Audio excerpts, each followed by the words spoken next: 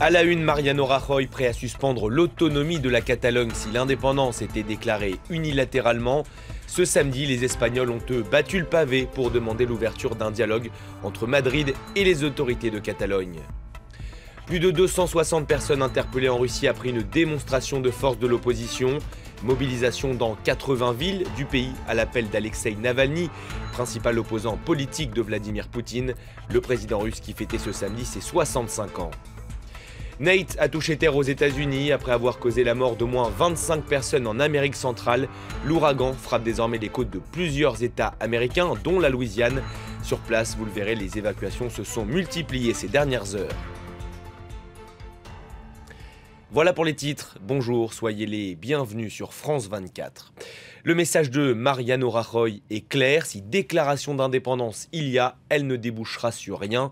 Propos accordés à nos confrères d'El País, le Premier ministre espagnol qui se dit également prêt à suspendre l'autonomie de la Catalogne. On l'écoute. Ayez l'absolue certitude que le gouvernement empêchera toute déclaration d'indépendance. L'Espagne continuera d'être l'Espagne et elle continuera à être l'Espagne pendant longtemps. Et ce samedi, des milliers d'Espagnols vêtus de blanc ont défilé à travers tout le pays. Rassemblement dans les rues de la capitale, mais aussi à Barcelone. Des Espagnols qui réclament l'ouverture d'un dialogue entre les autorités catalanes et le gouvernement Etanagi. Ni drapeau espagnol, ni emblème catalan à l'horizon, juste une foule compacte de manifestants vêtus de blanc. S'ils ont choisi cette couleur, c'est pour montrer leur neutralité, mais surtout pour appeler les indépendantistes catalans et le gouvernement central à reprendre le dialogue. Cette manifestation est pour la paix. Et la paix, c'est pas des drapeaux. On ne peut pas m'imposer d'être en faveur de l'indépendance. Ceux d'entre nous qui ne soutiennent pas les indépendantistes sont taxés de fascisme. L'inquiétude a gagné les Espagnols depuis le référendum d'autodétermination du 1er octobre dernier.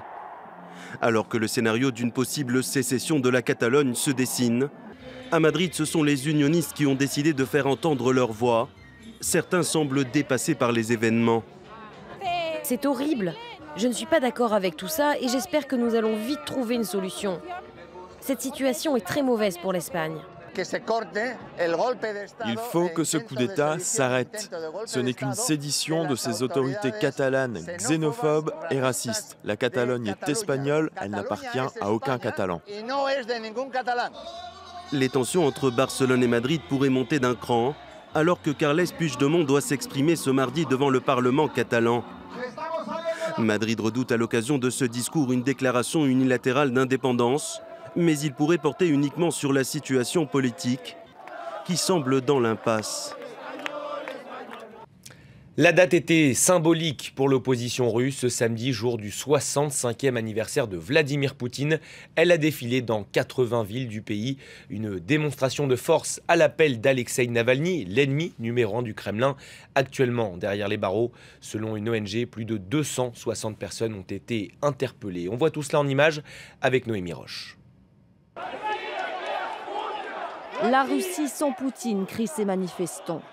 Un slogan qu'ils ont scandé jusqu'au soir à Saint-Pétersbourg, avant d'être délogés par la police. La manifestation n'était pas autorisée. Des dizaines de personnes ont été arrêtées.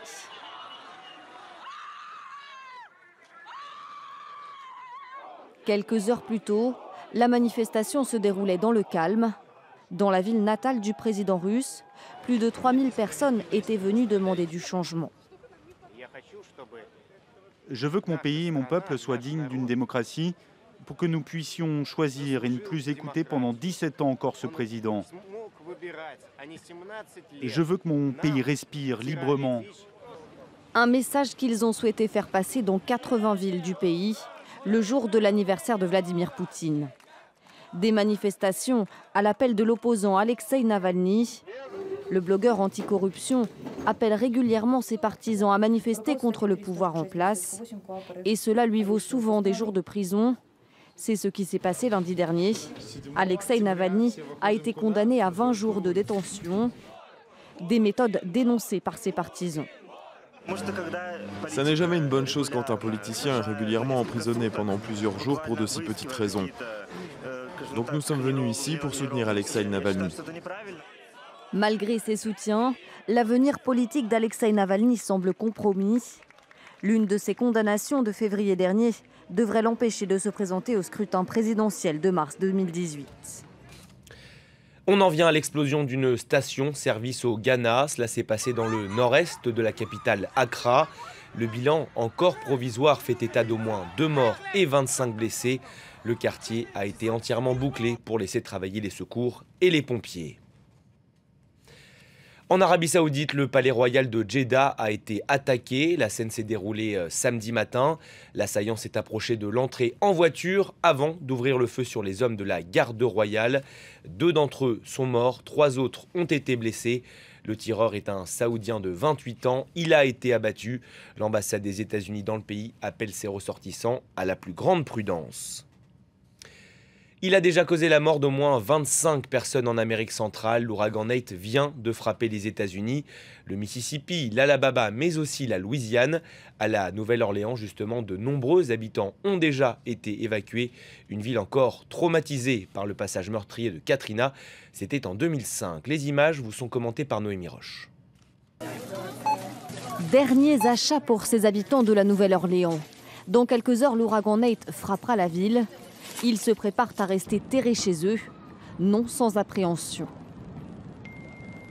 J'ai surtout peur pour ma voiture. Ma maison est surélevée, alors ça ne m'inquiète pas trop. Ma voiture, oui. Ces habitants, eux, ont reçu pour consigne d'évacuer leur maison. Elle se situe en première ligne du passage de l'ouragan. Pour l'instant, ils tentent de protéger leurs biens, mais cette femme l'assure, elle n'hésitera pas une seconde à laisser sa maison.